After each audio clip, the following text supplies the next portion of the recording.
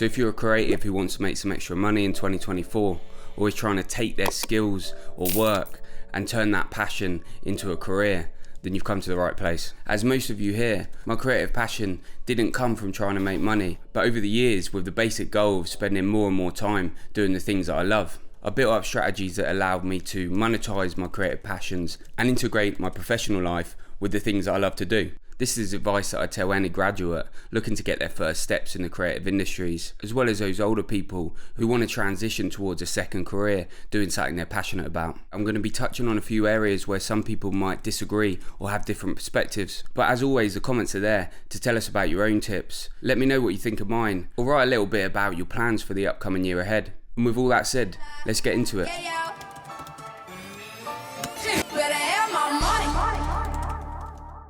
Okay, so I wanted to start with one of the most important things that I hope that people can take away from this video. When you're getting a beat tape ready to send, choosing the right portfolio links to apply for a freelance position, or approaching a small company to see if they want videos made for their event, this is a key concern that you want to check that you've signed off on. Properly understanding the need of your audience or problem of your client, and being malleable with your own artistic sensibilities in order to directly solve that problem is going to be one of the main things that separates your ability to break through and get someone to pay you for your work.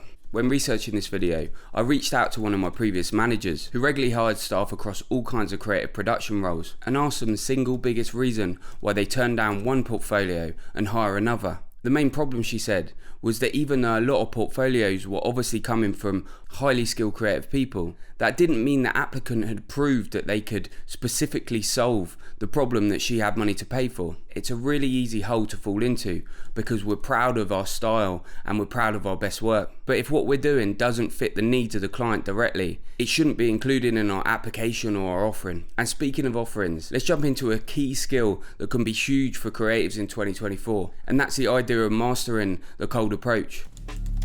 Cash in, cash out, cash in, cash out, cash in, cash out, cash in, cash out, cash out. Okay, I understand. Nobody really likes to sell themselves without an invite.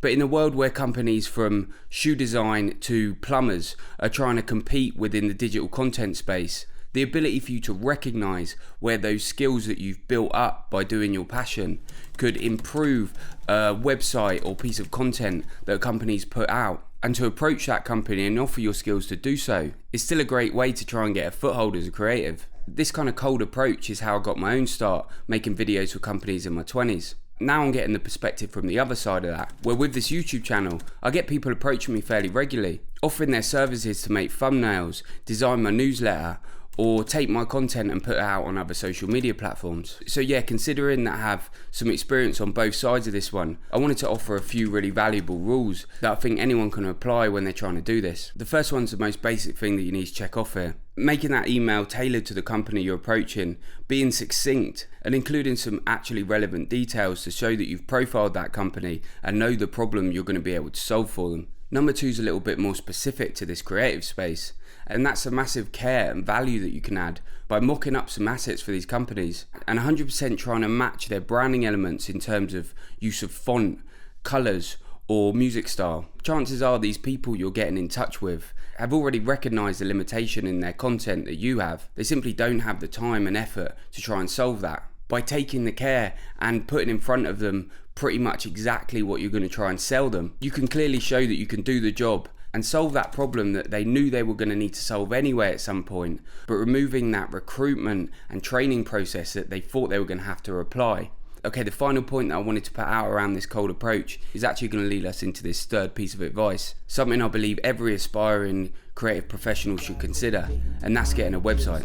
So thankful I'm blessed with a God, it's a tribe on my quest, family that's honest. The truth about a lot of spaces within the creative industries is that the person who's doing the job that you want is probably no more talented or skilled than you are. I've worked plenty of days for companies getting paid £70 for my creative skills, doing the exact same things I was doing when I was getting paid £350 a day. The difference maker here is simply to get on the right people's radar and get the best online presence and communication you can in place. It might cost you around £15 a month, but in a lot of creative industries, it's still that really solid authority point that's going to immediately separate you from people sending across Google Drive or social media links. So yeah, super simple one there, but I hope that it brings value to at least one person watching this. I'm covered in money, I'm out for the bag. Okay, point 4 now. Stepping away from the granular stuff for a second and talking a bit about mindset. I wanted to put this down as simply as possible and just say that the fact is, in the creative industries, because there is a bit of competition, you are going to face rejection. The key point here is to not get tripped up, build your own momentum, and don't waste any time on negativity or taking things personally. I'm not saying you ignore positive criticism if someone's got some proper feedback, but if you ever feel like your efforts have been treaded on or something in your creative sensibility needs to be defended, I think it's often worth just checking in and making sure that there's something useful that you're going to get from spending time on this.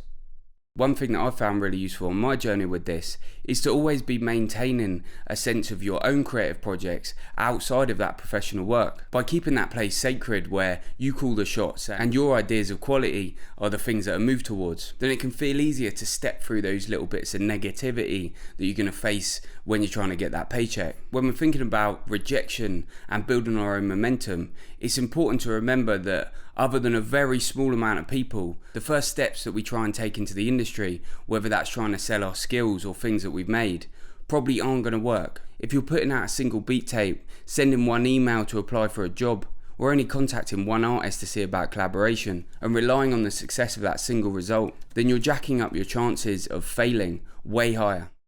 By relying on our own momentum and setting our own targets, we're not sitting at the mercy of the timelines or responses of others. So yeah, however you're putting yourself or your work out there, understand that most of it will probably be rejected, and most of those little details that you took so much care to put in will be ignored. But if you set your own targets and keep that constant momentum moving over a 6-month period, the chances of you getting that opportunity or that step into getting paid good money for your work is far, far more likely to come.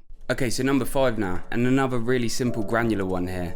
Don't ignore Facebook when it comes to getting hired and paid properly for your creative work. Yes, it might skew to an older audience, but so do the people who have the money to pay you properly for your skills. I've tried a bunch of different platforms in terms of trying to drum up work in the past, signing up to Facebook pages where people advertise positions, and applying using those website links that we discussed has definitely been the best route to securing properly valuable opportunities. The great thing about Facebook pages is you can see the other people who are applying, what their response is to the client, and the work that they're linking. My tip here is to look at the competitors there and focus on building an approach so it meets that quality, as opposed to trying to undercut and price. Remember, you're looking to work for people who have money to solve their problems, and beware of people who try and turn around and drive your own price down, because this is a sign that these clients are probably acting not in a hugely professional way and might well be more problematic in terms of feedback also.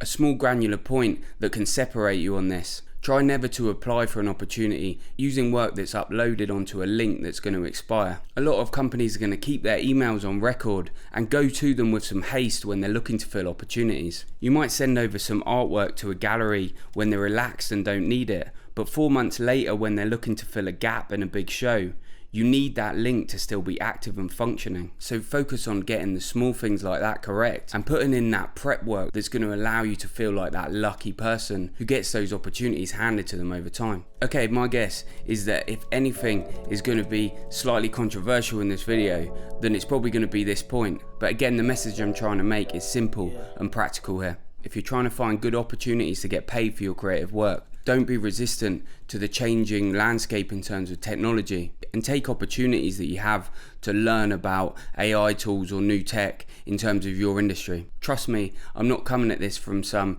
technology obsessed anti-real art approach, but when it comes to that practitioner's mindset about trying to make money from doing the things that are adjacent to our passions, then there really is a simple fact to understand here and some space in the market. New tech and AI tools are increasingly coming into use as a valuable part of the creative skill set, and people with an artistic background, often especially those in higher up managerial positions, are somewhat resistant to adopting these in their practice, requiring those underneath them to lead that innovation and pick up the slack. Now, just like when computers or the internet came in, the interesting thing is, to be seen as someone who knows about this stuff, you don't actually have to spend heaps and heaps of time experimenting and learning. Simply to keep up to date with how people in your sector are using AI to streamline their own process, and trying a few of these things out for yourself can easily turn you into that go-to person who simply turned away from their natural resistance to change and bothered to gain the knowledge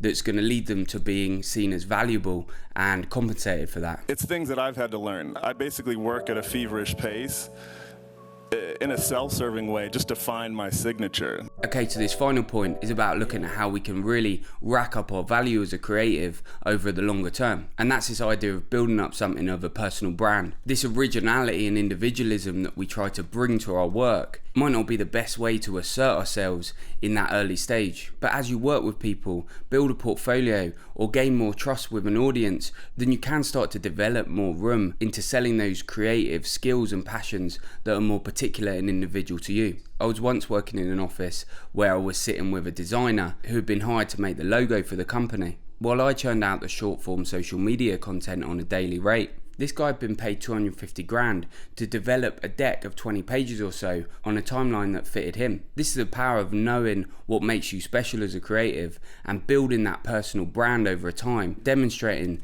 that particular style and skill set that can make you highly valuable and irreplaceable for certain roles. When people first meet us as employees or in the online space, the most important thing is that we show them things that they are familiar with and that they understand immediately are valuable. But knowing our own DNA and what makes us special as a creative and thinking about that long-term game where we're going to be able to make our work irreplaceable can be really satisfying. Every architect, designer, artist that I look up to, whether they were doing period paintings or buildings in their early career to the end of their career, there's basically a through line.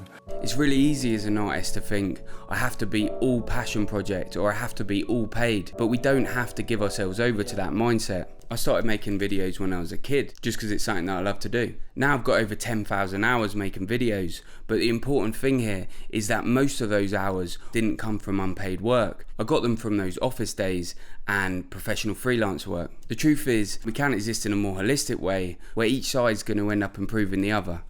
Right, with all that said, thanks as always to the Patreons who are supporting this content. Peace with what you're working on, and see you next time. And I think I felt all love. Now tell me, what is love to you?